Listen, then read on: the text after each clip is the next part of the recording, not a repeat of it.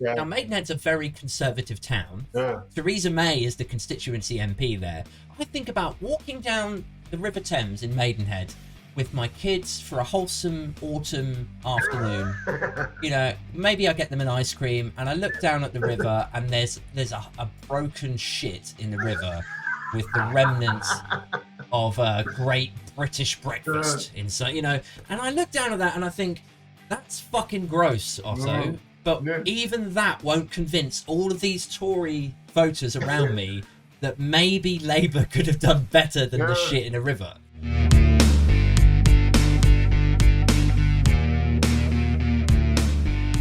Ladies and gentlemen, welcome to episode 42 of Thompson and Other Disappointments. Joining me this week, my guest, political commentator, journalist, and author of the book Fake History, 10 Great Lies and How They Shaped the World, is Andrew Scott, also known as Otto English. Welcome to the show, Otto. Thank you, Adrian. How's it going? All right? Really? Yeah, I can hear you. I was just saying, Oh, how's it sorry. going? All right? We're starting strong. I've had to do like 2 takes of the intro, and then. But you know what? Let's just go with it. You could just do it in mime. We could do it as a mime, yeah. Yeah.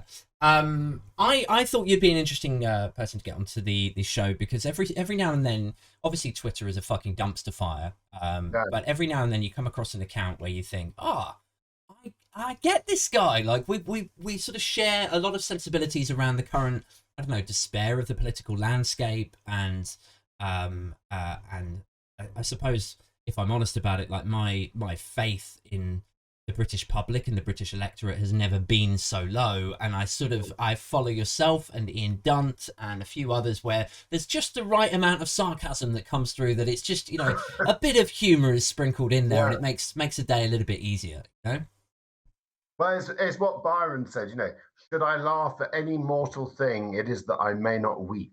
Yeah. And that written 200 years ago, I mean, you could apply that pretty much to every day. A Yeah. lot of people get very serious about all of this stuff, and it is very serious. But I think you've got to inject a bit of light into the darkness. Otherwise, we're all fucking doomed, really, aren't we? Well, that's Yeah. it. Yeah, it's sort of like half gallows humor, and then half, like, as my dad would say, like, well, if you didn't laugh, you'd cry, right? Exactly. Yeah. Yeah. Could we? Do you think we could get a quick bio? Because I'm aware that, you know, you've written some stuff for the Independent in the Voices area, and you've got this book out. What sort of journalism did you do? How did you get into it? So yeah, so I mean, and the reason I'm called Otto English is it's all very it's a very boring origin story. Mm, that's what we're here worthy, for. Yeah. worthy of a spin-off in the Marvel universe. Basically, I worked in the theatre in my 20s, which means that I didn't eat between about 21 and 32. Right. And then I spent a decade, more than a decade, teaching and training in the all sorts of peculiar jobs like that. And then around 2010, I think it was, I mean, just after the Tories came to power in coalition, I started tweeting. I'd never stopped writing plays and things, but I didn't make a living out of it. But I was one of those really annoying original spoof accounts. I would do spoof accounts because I saw a lot of spoof accounts and I thought they were really shit. So I started impersonating Jacob Rees-Mogg when no one knew who Jacob Rees-Mogg was. Right. So that was back in 2010, 2011, I think. And he got quite angry about it, and there was press, and he got very angry, actually. And You he had wouldn't think this, somebody that's that much of a caricature of himself could possibly get angry at someone else well, turning him that's into it. a, you know? Yeah, that's it. He clearly didn't have much of a sense of humor. And then it caused all sorts of confusion because I was rather good at pretending to be Jacob Rees-Mogg. And so PM and things started reporting his tweets as him, and they were mine. I was all over kept popping up in the papers and all this kind of thing. And it got completely out of hand. I think, back then he had that account had like 20,000 odd followers, and a very large percentage of them clearly thought it was him. Right. So at some point, somebody said, you've got to go along with the joke to him, obviously, and he went along with the joke. And then I realised I'd broken sacred rule of satire, which is if the person's laughing along with you, you've Yeah. lost. So I gave up on that. And so I started writing more seriously, and then the Scottish referendum happened, and then the EU referendum bubbled up. And I'd adopted the name Otto English partly because I was spoofing Jacob Rees-Mogg. I didn't want him to sue me, and also because there's an actor called Andrew Scott, and I was still working in the theatre. Andrew Scott's the hot priest in that show that everybody watches. Oh, Fleabag. Fleabag. Yeah. So I changed my name for the purposes of writing. I adopted a pen name, and I wrote a couple of very small fringe plays under that name, just so I didn't. And then I thought I'll just carry on using Otto English. And then I found that my blog, which I'd started, which was a bit sort of, I wrote about any old gubbins and nonsense. I found that the politics stuff, because we were living in such a hot political age, was really taking off. And then, weirdly, I found people asking me to write journalism. I mean, it all happened. It almost literally happened without me trying that bit. Yeah. The other stuff, all the years of writing, trying to write books, all the years of trying, it's the John Lennon cliche, isn't it? Life is what happens when you're busy making other plans. Yeah, great quote. It accidentally happened whilst I was trying to do other stuff. And then I sort of it was very weird. My mother got Alzheimer's about 10 years, and it was like it lit a fire under my arse. And it was like I realized, life does come to an end, and bad things can happen. And it's sort of, and then with all the political stuff going on, which was enraging me so much, I just felt sort of hugely sort of energized by it all. And angry, and anger is a great driving force, and that's what happened. So the journalism happened. Somebody approached me and said you should write a book. He became my agent, and then here we are sitting here today. Yeah, it's interesting. I feel like I've got a few parallels with you there in the sense that, so I'm not a published author or anything, but I sort of petered along with my stand up for a long time, and I worked pretty hard at it for about 5 years, just doing like open mic night after open mic night, and then I did a big show at the Leicester Square Theatre, and then I had kids, and it crushed my dreams. And but the but the intention was always to sort of return to it once my kids were a bit more settled, and childcare was a bit more settled, and so on. And then I happened across TikTok sort of by accident. Like, people were going on about it, but I just saw it as like the latest version of Vine, which I'd messed around on, but none of my comedy videos had ever really taken the world by storm. And then I went on, must have been about 6 or 8 months ago now, and I shared some thoughts about Harry and Meghan, and it just like caught fire. I thought that's probably just the algorithm, trying to stoke me, trying to get me more, like on the app more. And so then I thought, maybe I'll do one about Brexit tomorrow. So I did one about Brexit, and then that exploded, and I just thought, this is fucking great. I don't even have to be funny. Like, I don't have to sit and think of some clever like wordplay thing. I could just talk, about my frustrations and give people the other side of it. And so I've sort of been doing that ever since. I've kind of fallen into I think sometimes you don't necessarily know what you're doing, right? Yeah. Right? And then it sort of happens. And I think I was genuinely really angry about Brexit, and I was genuinely really angry with the government, and I was genuinely really angry that my mother was succumbing to Alzheimer's. And that the government, and that you were just all left to. Oh, have we lost you? My kids, you lost me. I lost you for a split second there. Sorry, carry on. Okay. So my kids are teenagers now. They read.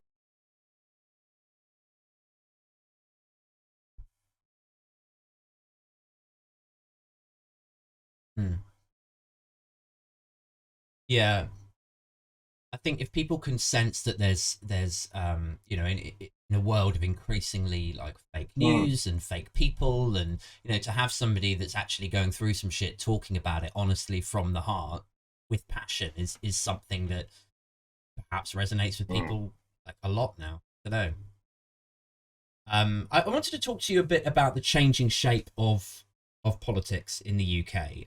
It felt like last week or the week before now, with the tragic murder of David Amos, that this was something that had sort of come out of the blue again. That the violent tribalism that we've had since the referendum had sort of erupted once more.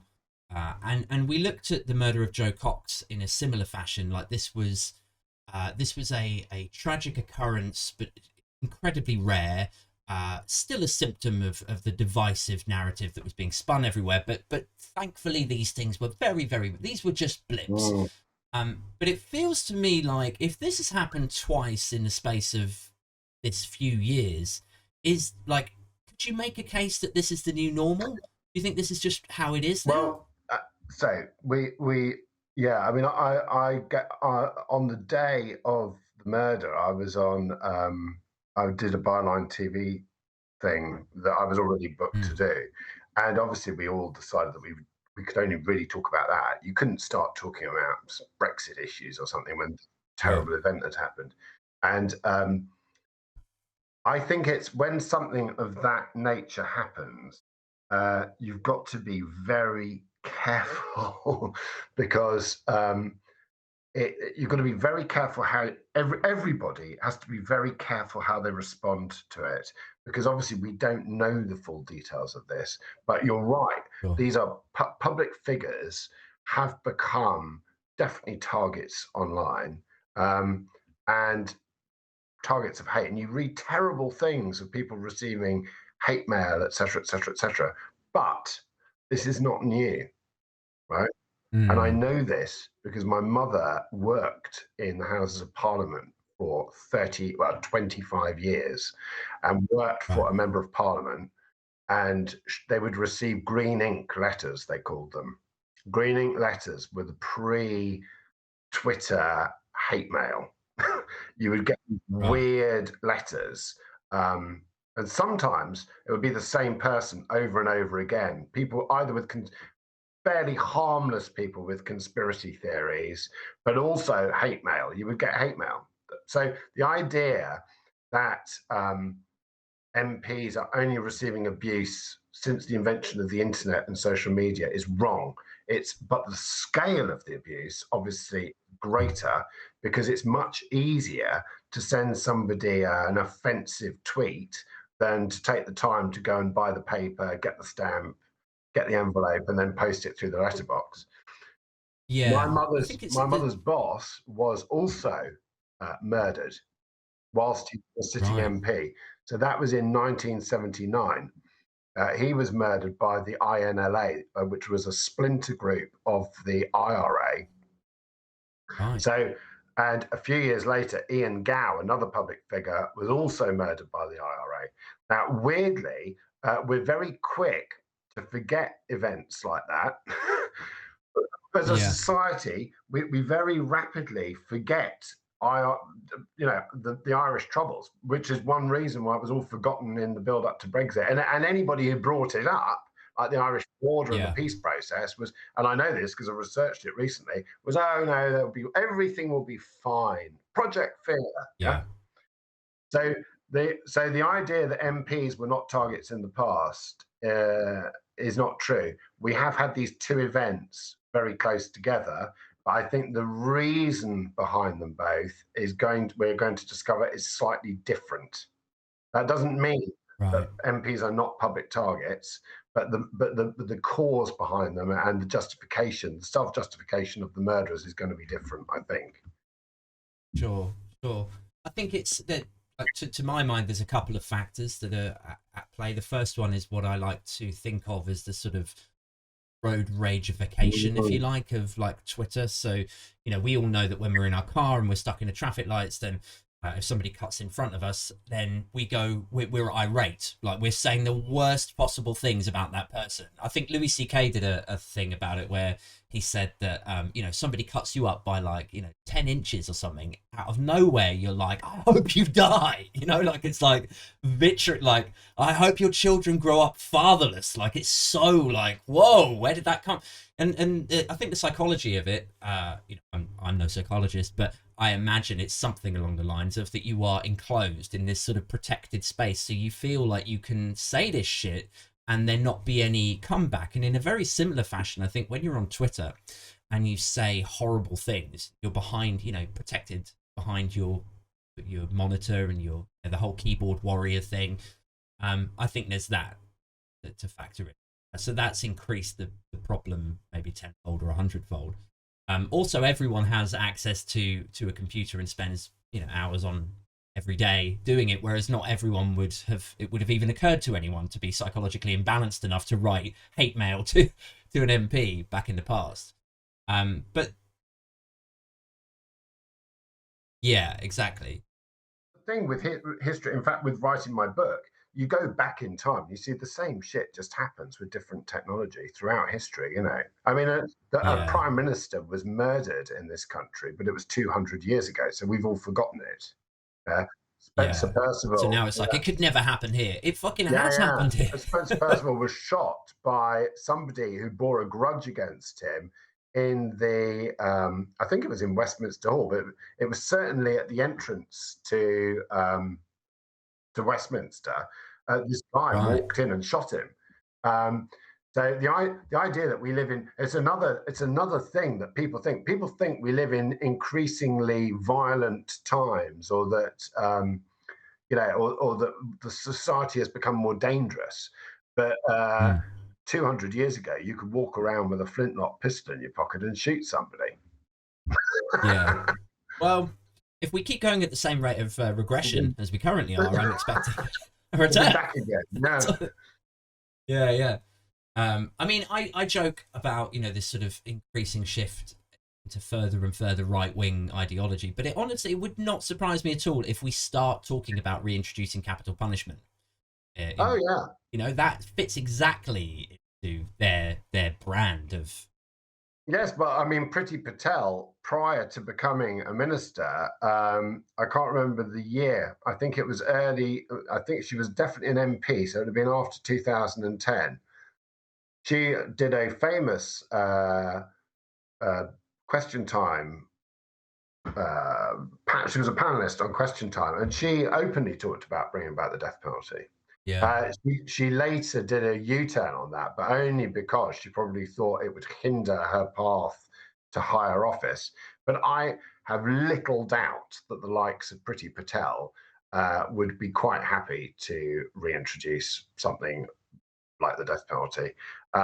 And leaving the EU so completely, theoretically, leaves the door open to that to some extent, although we are still signed up to the European Convention on Human Rights, so theoretically we can't do that. But then that would, in order to have some faith in us not reintroducing that, you'd have to have faith that we wouldn't break international law in a limited and specific way, right? So, I don't know. I feel like when I look at the United Kingdom in 2021, going into 2022, and I think of what we were like 10 years ago, 2011, 2012, and what a dramatic, depressing shift it's been in just what this country is like. Like, we've gone from being this sort of, the Olympic ceremony to being an open and welcoming place. And arguably, I know a lot of people had a lot of problems with austerity, and rightly so, but that first coalition government, you had a feeling like maybe the Conservatives kind of got a little bit of it, and they were being earwigged by the Liberal Democrats in some ways. It felt like not the end of the world. Now I think of where we're at now with Brexit's rivers of shit and demonization of immigrants, and I'm just like, where the fuck is this going? Yeah, well, I mean, so I think what they've managed to. I think all the problems of our modern age go back to 2008 and the financial crisis. I mean, that's when everything really went wrong. Not least because Gordon Brown faltered and fell as a result of the financial crisis. Although, arguably, and I'm no big defender of Gordon Brown at all. Right. Arguably, Gordon Brown did kind of save the economy and prop it up. Whether that, but by 2010, you've got Cameron and the Lib Dems in coalition.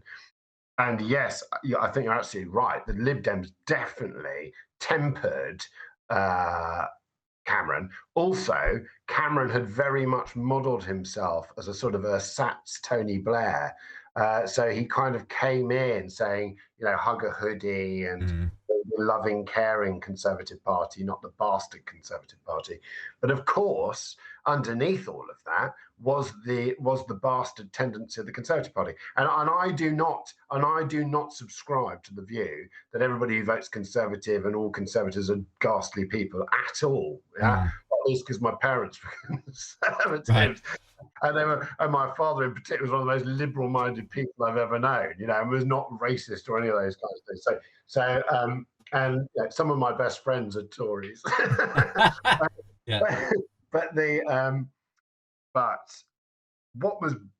what happened and what then came to be blaming all the flaws of England and Britain on the European Union and that latent, idiotic, stupid Euroscepticism, which nobody outside really of the House of Commons and a few fringe groups and some angry readers of the Daily Telegraph, and nobody back in 2010, nobody said, "Oh, let's all leave the European Union." Wouldn't that be a brilliant idea? Well, they did, but a very small minority. Yeah. That discussion went mainstream because they managed to kind of package all of the faults of Britain like some cult. They blamed all the faults of Britain on the EU. And they did promise that if we left the EU, there would be this magical future and that all the people who'd been left behind in the north of England or the poorer parts of the UK, that they would suddenly blossom because we wouldn't be giving that mystical £350 million a week to the European Union. And of course, it was all a crock of shit. Yeah. And you could so that's not to say that those people's problems weren't there, because of course they were, but they had not been caused by the European Union or the 350 million. Yeah. Why do you think it is that people cannot or refuse to see the error of their ways? I know that sounds incredibly pompous and self-righteous on my part, but it's like if I had voted Brexit, and I'm no longer in the camp where I think anyone that voted to leave the EU was a complete moron. I get that there are various reasons that people were hoodwinked or subscribed to the idea that maybe that the European Union were frustrating their families' aspirations or their ability to get ahead and so on. So let's say they did vote to leave. Why do you think it is that even years later, when so much evidence is there, that they continue to just cling on to this sort of holy, Brexit can never be criticised. Brexit can never really truly be at fault. If it is at fault, then it's the way that it was implemented. It's not Brexit itself. Why do you think that is? So if you take the cultists, you've got to split Brexiters up into different groups. There are ordinary people who voted to leave the EU, who, because they were asked to vote on something. Right. Yeah, so they were asked to vote, and the referendum should never have been called. It was an act of total recklessness by David Cameron in order to resolve his backbench problem, which had rumbled on since 1975, really. This sort of hardcore group of anti-Europeans on the Conservative benches. That's why David Cameron called it, and to fend off what was perceived as a UKIP threat. He thought he'd win it because he'd won the one the year before in the Scottish referendum, but by the skin of his teeth. So it was a very stupid thing to do, and he's a very stupid man, but we'll come on to him in a moment. So the vast majority of people who voted for Brexit were just asked, do you want to stay in the European Union or do you want to leave? And then they had to make this monumentally complex decision based on misinformation that was being fed to people, on a press obsessed with balance, on a BBC obsessed with balance, which and the trouble with EU membership, it's very, very complicated. So nobody really understood it. Even people probably working right in the heart of the EU from the United Kingdom probably didn't understand, well, undoubtedly did not understand the extent of the complexity of the arrangement. So those people, I don't blame for voting Brexit, and I don't think, and likewise on the Remain side, I think a lot of people who voted in the referendum didn't understand it either. It became an emotional thing. It became an emotional vote. That's one. Right. Then you've got the cultists. Well, the cultists are the hardcore Brexiters. Now, they've either been turned into that because of the EU referendum, or they were always like that. People like Dan Hannan, who was an MEP, who became Lord Hannan, who kind of wrote the so-called intellectual argument for leaving the EU and was the focus of it. These people and the MPs who backed it, and the likes of Jacob Rees-Mogg, who've always believed in it, and the likes of Farage, as you say, they are very similar to members of a cult. And people in a cult will never blame the divine prophecy. They will always blame something else. So there was a group of people back in the 50s called the Seekers. So, it's the origin of the cognitive dissonance theory. And they believed a spaceship was coming from Mars or I don't know, another galaxy. And when the spaceship never arrived, they blamed the wire in their bras. Wow. These people are called the Seekers. They blamed the wire in their bras because they had decided that wire would stop the aliens coming, and we're at wire in the bra. We're at the wire in the bra segment of Brexit here. They're blaming the pandemic. They're blaming the EU. They're blaming people for not believing enough. It's just like a cult. So sacred Brexit can arrive arrive because people aren't believing in it, or somebody else is stopping it happening. It's not that divine Brexit itself doesn't exist and will never exist, and the sunny uplands and all that stuff is never going to happen. It's that it's everybody else's fault, and every cult behaves like that. Yeah. But then, like when you say that there's the two forms of Brexiter, if you like this sort of cultists who could never really be shaken from that position, and then there's the other people who were kind of led along for the ride and did vote to leave for various reasons. But you would imagine that some of those who had been taken along for the ride would have now got to the point where they're like, you know what, I'm not sure this was such a great idea. But there was a poll last week in The Guardian that said we're just as divided over this now as we ever have been. And I read that and my heart sank. I'm just like, I want to keep faith in the country. I want to be patriotic, Otto, but I mean, they're making it really fucking hard. Well, so the other point of comparison, which I like to make, is the Iraq War. Right. So we've all forgot again. We forget quickly. Yeah. So back in 2003, there were a series of polls asking the British public if they supported the invasion of Iraq. Now, I was opposed to the invasion of Iraq, so I remember feeling like most people were against it, but that was because my group of friends were against it. Polling showed that a slightly larger margin than Brexit supported the invasion of Iraq. I can't remember the figure off the top of my head, but it was about 55 or 56% of people believed in invading Iraq to stop weapons of mass destruction that didn't exist being used against us, right? 10 years later, YouGov and some other pollers went back and asked people who had been of voting age then what they remembered believing at the time. And it had shifted by about 30 or 40%. So people said, oh, I never supported the invasion of Iraq. Right, I see. So you think people pivoted on their view. Now, that doesn't account for everybody, because there's another group of people.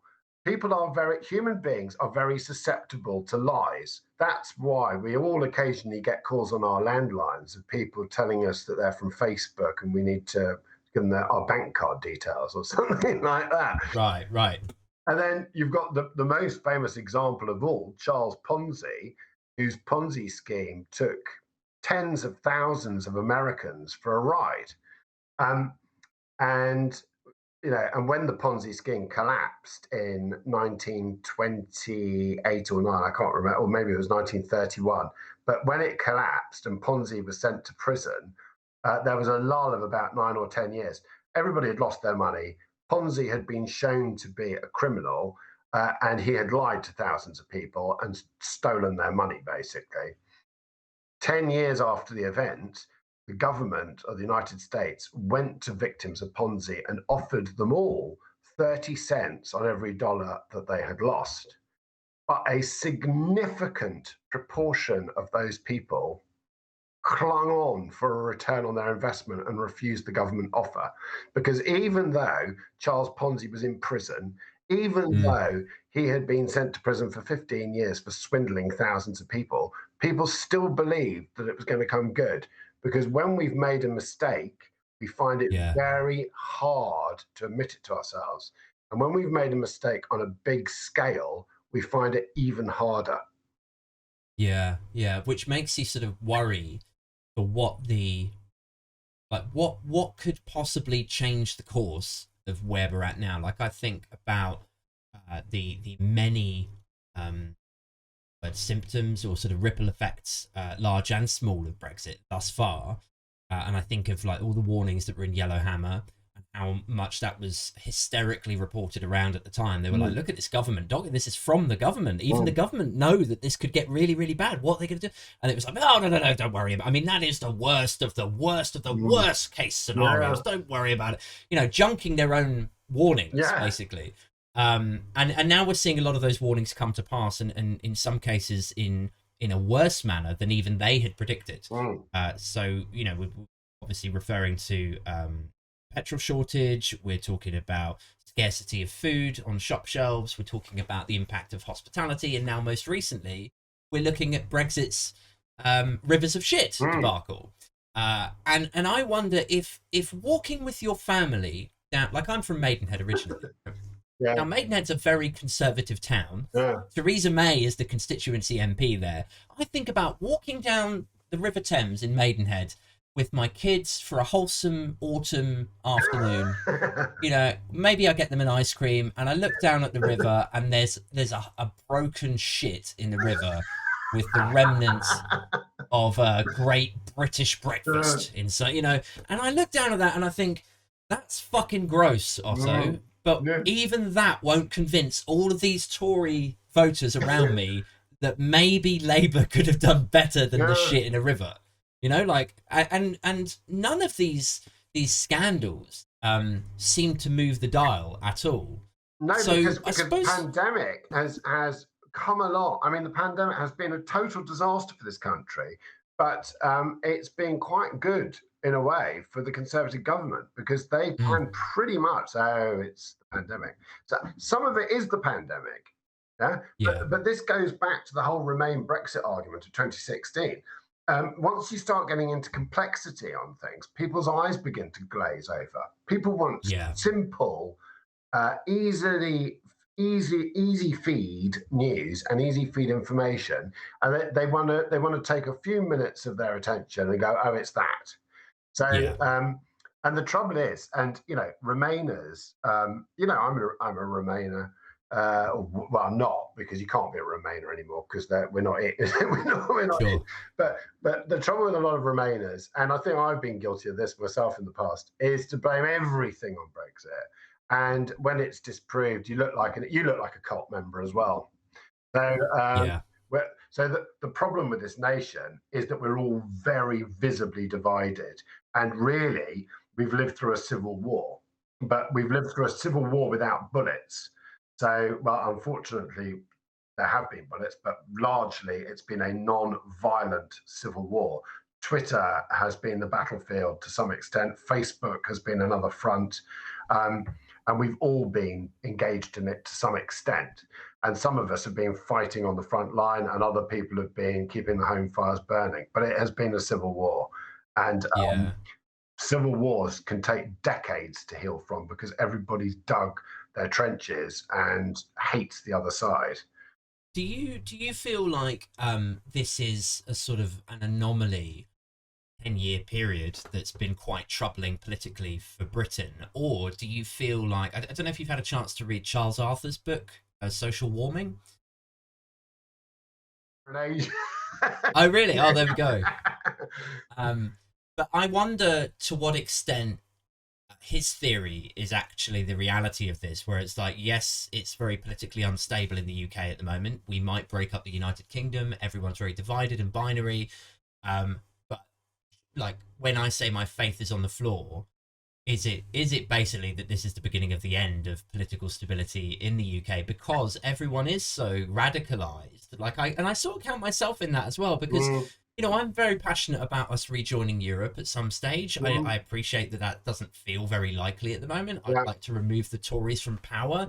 I don't think they're going to do anything in my interest, my family's interest, or the people who are really struggling out there. And I feel very strongly about these things, but would I have felt this strongly about things if this were like 20 years ago? I don't think I would have without the internet.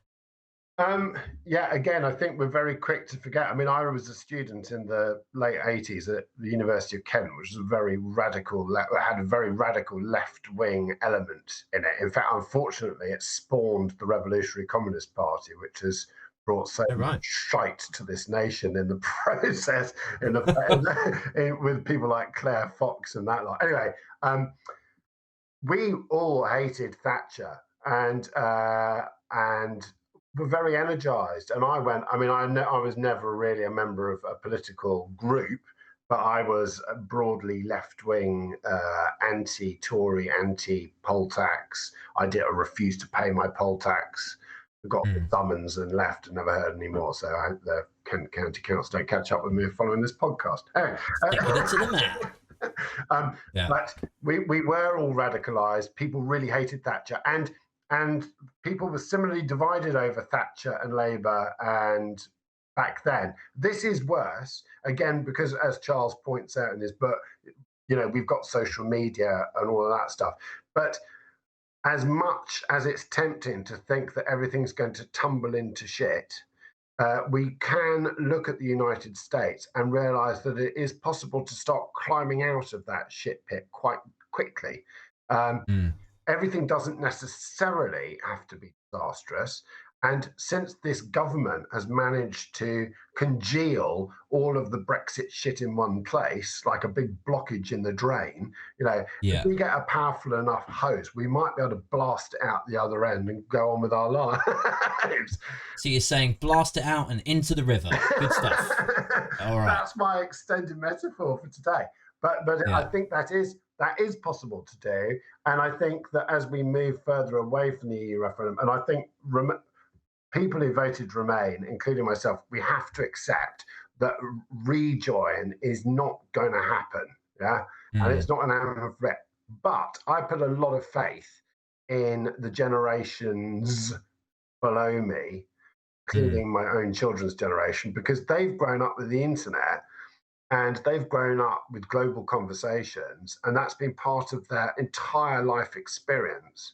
Where we've all had the internet in our adult lives, or people of our age, but they've had it and never had anything else. So I think nationality and nationalism will suffer over time because of the internet. I think this is my possibly stupidly optimistic view on the world. I think that as that generation rises, they will care less about passports and borders and boundaries because they talk across those borders and boundaries and they don't notice them because of the internet.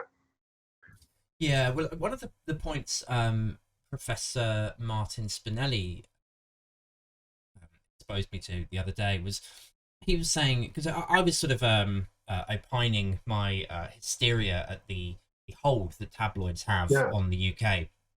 I was saying, like, until the Sun and the Mail, like mostly the Sun, once Murdoch grows tired of a Tory government, then I think we'll actually see some sort of change.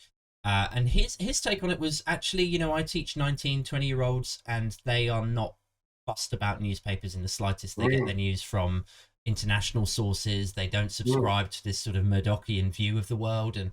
And in turn, I sort of feel like, well, yeah, because they're 19 or 20. Like when I was 19 or 20, I wasn't really obsessed with the news in the same way that I am now. But I'm sure there's credence to his point that the younger generations coming up, things will be different, and they will care less about what some sort of 85-year-old billionaire thinks. They'll be empowered to make their own decisions, and as I say, get their news and their opinions from different places. But yeah, I don't know. I thought his I mean, I think newspapers will undoubtedly, print newspapers are going to die. Yeah, there is no two ways about that. They're going to die, and they're going to die fairly quickly. I think within a decade, we won't see newspapers on the stands. There might be weeklies, and there might be sort of subscription models like Byline Times or Private Eye. But I think the classic Sun tabloid type newspaper is going to die. With that, its influence will wane to some extent. I mean, I still find it really bizarre that, like on Sky News and things, you still have a paper review. I mean, thank you. Yeah, it's what I was saying the other day. I was like, why are we allowing these fucking comic books to set the tone? Are we in 1986 or something? It's very odd, But the problem with that is in my mind, and I'd be interested to get your thoughts on this also, but because the nature of instant news on Twitter has kind of pushed newspapers, tabloid and broadsheet, into the realm of opinion. Because nobody's going to spend 30p on the Sun to get like the news story that was already published on the internet that they read on their lunch break on their phone, right? So the thing that they have is opinion and punditry.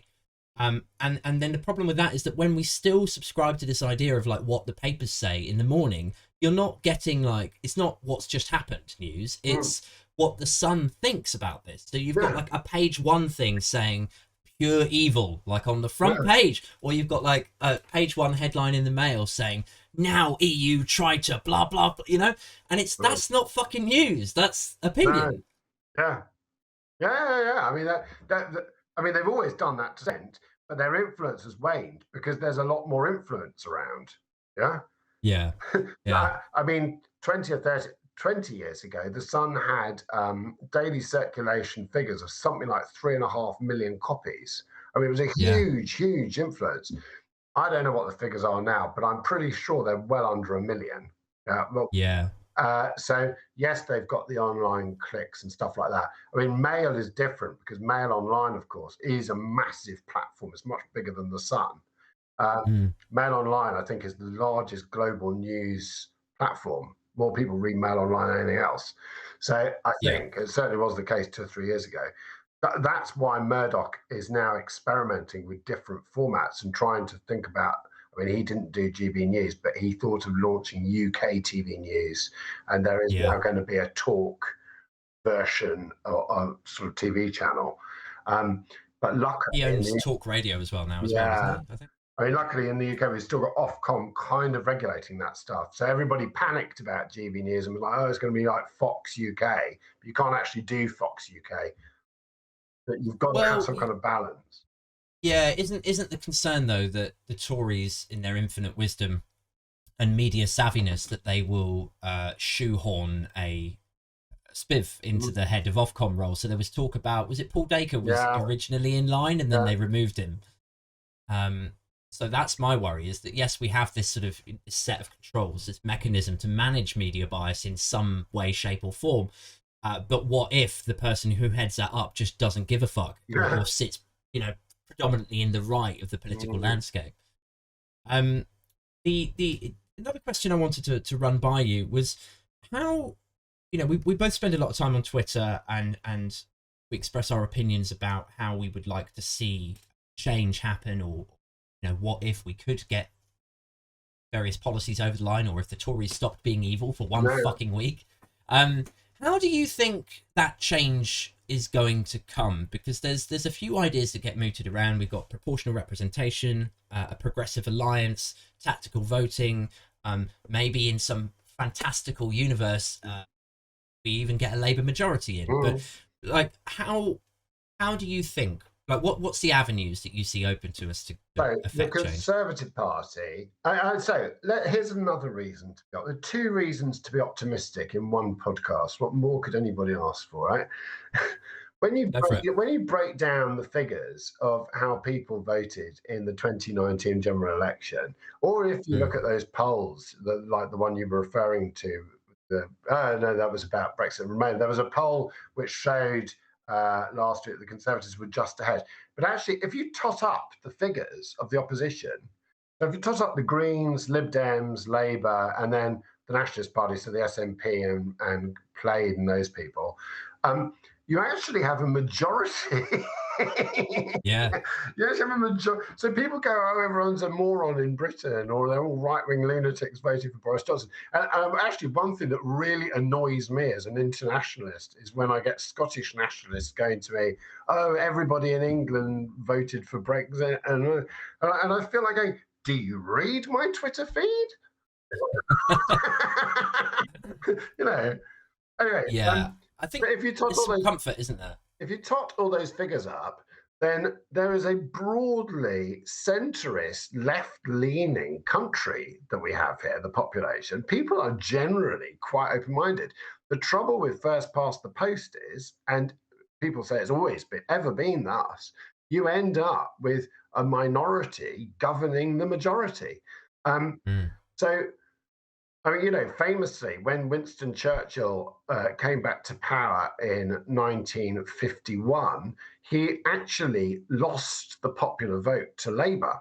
More people voted for Clement Attlee than voted for Winston Churchill. A fact that has been conveniently forgotten. Labour really won. If there had been proportional representation, Labour would have significantly won, but the Conservatives won. So this country needs whole-scale, major constitutional change and electoral change, and I'm not an expert enough to say this, but some form of proportional representation would resolve a lot of the bitterness and division. In the meantime, it frustrates the hell out of me that the centre and the left is so fragmented when they're all pretty much saying the same thing. I mean, you know, you could put a Whistler paper between the Lib Dems, Labour, and the Greens, for example. So, and they splinter the vote in constituencies. Yeah. And not always, but you could tip the balance. Those parties are unlikely ever to come together in some grand alliance and take on the Conservative Party, because otherwise they wouldn't bother having their parties in the first place. I mean, they do it in some constituencies. I think in Richmond, in the by-election, I can't even remember what they managed to keep Zach Goldsmith out by the Greens stood down, I think, and Labour won. But yeah, and I think the other famous example or inverted example would be Dominic Raab's constituency. He's in there by a hair's breadth. And if one of the opposition parties had just gone, do you know what, we're going to let Labour take this, or Labour indeed had said we're going to let the Lib Dems take this, he'd be out of a job. Well, he'd probably just get ejected to the House of Lords. But yeah, it's I suppose one of the big frustrations of the left in this period is that when you look at the Conservative Party, they might have their differences amongst them. You might get the real, fire-breathing Eurosceptics, and then you get the sort of moderate Tories and the home counties Tories and so on. But when it actually comes down to an election, they just go, yeah, I'll just vote for Boris. Whereas on the left, we sort of, I suppose the gift and the curse maybe of being on the left, and I don't want to give us all a pat on the back, but the left-leaning people that I engage with are intellectual, they think, they're considered, they're measured, they're critical thinkers, and part of that, unfortunately, is that they look at parties like Labour and they go, well, I'd like to vote for Labour, but they're not perfect, they don't tick every single, and the Lib Dems more closely reflect my personal sensibilities, so it never seems to really, maybe it does occur to them, but it doesn't seem to occur to them that by doing that, by splitting the vote in their constituency, actually what they're doing is by proxy voting for more Tory government. And that's incredibly frustrating. Oh, it's so frustrating. I mean, I don't like to invoke the whole Corbyn era Labour Party. But I mean, that's what you had in the Corbyn era Labour Party. People wanting to be sort of holier than thou, sort of sacrificial lambs, rather than muddy their feet with centrists or potential Conservative voters who might come over and tip the balance. As long as first past the post exists, it has to be, elections have to be fought according to the rules of the game. You can't, it's like, if you go along saying, oh, I'll vote for the Green candidate, even though they're only going to pick up 900 votes, it's like taking a lacrosse stick to a rugby match. You're playing with the wrong tool. You've got to vote sensibly, and you've got to park some of the things you might not like about a party and vote for it. I mean, where I live, but here in Lewisham, we are solid Labour. I mean, even the rats are Labour. Everything's Labour. Everything's Labour around you. But if I was living in a constituency where I knew that a Lib Dem was to have a chance, for example, I would 100% vote for the Lib Dems or any party just to try and take the balance. And you're right, that there's a lack of common sense about how it all works, really. I think people like to give themselves a pat on the back as well. Like, it sort of goes back to what you were saying earlier about people like a simple story. They like the good versus the evil. They, and this sort of feeds into that. Like, I live in an army town, and it's very conservative. I voted Labour because they were the most likely, similar to your situation, most likely to unseat the Tories, which didn't stand a fucking chance because everyone here is like home counties Tory. But yeah, in a similar fashion, if the Lib Dems had been predicted ahead, I would have absolutely tactical voted. But I think people like to tell themselves, well, I'll vote for Green because I know that's right, that's best, I agree with their manifesto the best, and then I can tell my friends down the pub proudly that I voted, And I guess you got to kind of give them some credit for that, for sticking to their principles and their morals and ethics and so on. But I wish that you could just sort of pan out and be like, look, like you said, look at the bigger picture, and I think if we looked at the Labour Party or a sort of Labour Lib Dem coalition in the same way that Westminster Tories look at the Conservative Party, which is, look, let's get into power and then we'll form lobby groups, and then we can make the change and present our case and try to get the policy over the line, rather than this sort of like endless infighting and splintering and factionalization that seems to just dog the left in the UK right now. Yeah, I mean, 100%. I mean, and it's not just the voting system that needs to be changed. The whole of our way of doing government needs to be changed. They talked about taking back control after Brexit. And in a sense, that's exposed what that means. An unelected House of Lords with 90 plus hereditary peers still in it, bishops making laws. I mean, and a population which largely doesn't understand it. I mean, sometimes I tell people, did you know that there are only 3 countries in the world that have lawmaking clerics? So there are 3 countries in the world where legislation can be voted on and passed by clerics. One of those countries is Iran. The other country is the Vatican, because everybody's a cleric. And the third one is the United Kingdom.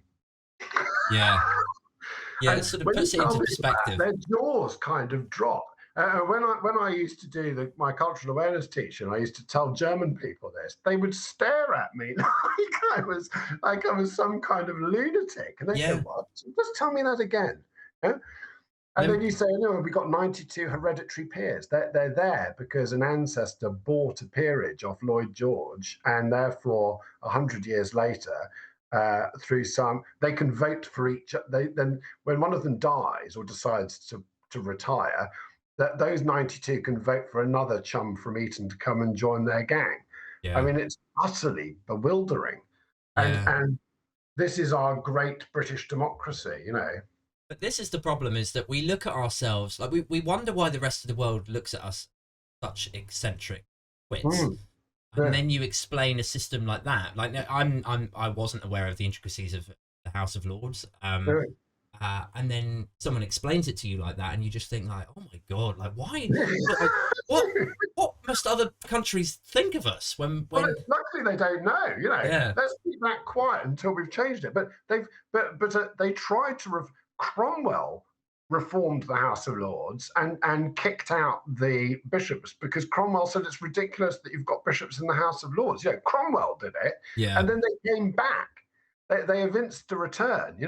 So it's ludicrous that in a country where 4 times as many people subscribe to Netflix as ever go to any religious building, yeah, you've got bishops in your upper house. Yeah, it's yeah. nuts.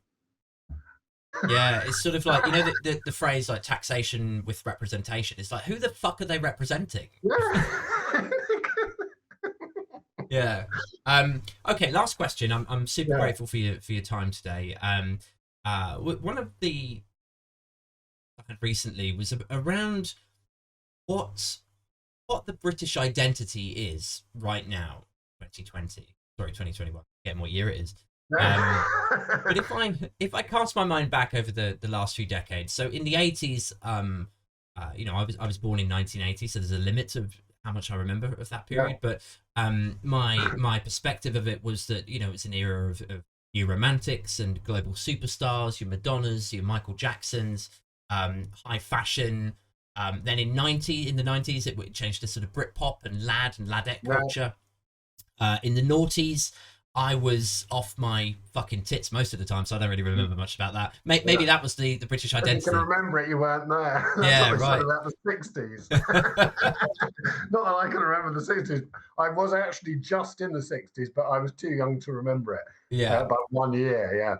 Your 60s were my 80s. But it seems like in the 2010s and 2020s that the British British like pop culture identity has sort of shifted away from, your Chris Evans and your Michael Jacksons and so on, to being a sort of angry white guy like Nigel Farage, Toby Young, and then like maybe on the left you've got a sort of like Owen Jones kind of thing, like this sort of guest pundit on LBC, Jeremy Vine show kind of like that. That feels like the British identity to me at this point. Is it just maybe it's my age because I'm sort of more into politics now than I am music, but like, do you feel that as well? Music. I mean, I look at so both my kids are teenagers. So my daughter's 14, my son's 17. So and again, return to the internet, they engage with a much broader culture, much more of a global culture. They listen to Korean pop music, and my son got into a Mongolian indie band. Wow, it's really specific and niche. And I do envy their kind of horizon, because their horizon is endless. And what you're talking about is people whose horizon is not endless, whose horizon stops at the White Cliffs of Dover and always has done, and whose vision of history is, I mean, Farageist history is basically World War II films from the 1950s and 60s. White men with stiff upper lips and racist named dogs. It's that's their vision of what this country always was. This country was not always like that. Or ever like that. It's a very limited vision, but that's what they want Britain to be. They want Britain to be that kind of country, sort of carry on at your own convenience type country. So there were always a multitude of cultures. What you've articulated is kind of what I grew up with, because I can remember the 80s. I was a teenager in the 80s. Yeah. And when I had hair and trendy shoes, which ruined my feet. We did sort of we did engage with that stuff. We did put eyeliner on. I was saying to my kids the other day, the 80s was I was at a boarding school. I had a very sheltered private school upbringing.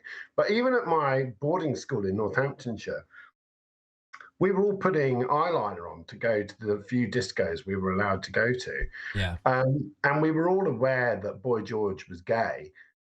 And all this stuff. And that was a sharp contrast the decade before. So my generation growing up then, a lot of the people we liked, a lot of the people were openly gay. And I'm not, Yeah, there's a danger of turning everything into a rose-tinted past where we were like all a liberated generation, because that same generation went on to all vote for Yeah, Brexit. yeah. But they were all, that same generation were there in the second summer of love in the late 80s and dropping E's and going to dance parties.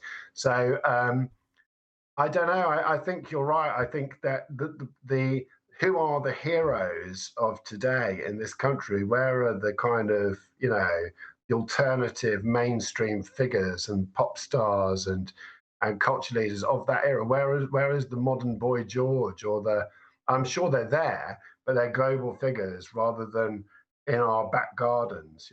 Yeah, I suppose it's sort of Yeah. it's affected to some extent by just the deluge of like content and music. Like it's easy to get a Boy George or George Michael or Michael Jackson in the 80s when you've only got like Radio 1 and Capital FM to listen to, and they play the same like 10 songs every hour or whatever. So you would have a favorite one out of their selection, and so then you would get into them, and this pop star here would get bigger and bigger and bigger and bigger. And now obviously, everyone's got Spotify, and there's, it recommends a different playlist to everyone. So there's just this endless supply of new music. And there's a sadness in that, because although you do get, like you mentioned that one of your children was into sort of K-pop, like Korean stuff, right? I'm sure. He's not unusual in this. I'm sure there are lots of teenagers. So he's got the most, incredible taste, because he's not afraid of anything. He'll listen to this. He'll listen to that. He'll. But does he love like one particular band? Is that feeling still there? Yes, he's sort of committed to some bands, but he's not committed to time either. He listens to Bowie's Berlin era stuff. He'll listen to like 60s stuff, and so they're not as. I don't want to generalize with two children I happen to know well, because I've been stuck in a house with them through the pandemic. But that generation are not limited by their horizons, because the internet is unlimited. It's an unlimited horizon. And I think maybe older people, we still limit ourselves by our horizons, and we mark our age more carefully, and we're aware of of that past where there was no internet. Yeah. But phony nostalgia is always a dangerous thing, and we have to be careful, because even as we went through the 80s, the 80s was a hugely divisive era. You had Section 28 when Margaret Thatcher tried to ban any mention of homosexuality in schools. Those people, all the acolytes of Margaret Thatcher, say, oh, it's cancel culture today about anything when anybody questions anything. Those same discussions were going on in the 80s, but it was the Tories that were cancelling everything. They put labels on records which had a swear word on them, saying, parental warning, and they cover record covers. They didn't. Well, they were the advance guard in attacking culture back then and trying to cancel everything. The Mary Whitehouse Brigade, who tried to stop Life of Brian being shown, tried to prosecute Monty Python for daring to do it, make jokes about Jesus. Yeah. It's always been there. And every now and then, like flared trousers, it comes back. How can I not end this show on flared trousers? It feels like perfect. Okay, cool. Thank you so much for joining me today, Otto. Ladies and gents, Otto English, political commentator, journalist, and author of the book Fake History, 10 Great Lies and How They Shaped the World. I'll be back on Friday night live with a guest that I've not yet booked, so stand by for that. And yeah, please subscribe on the Patreon. There's lots more content coming on there very soon. And yeah, I'll catch up with you all soon. Okay, ciao for now. Bye-bye.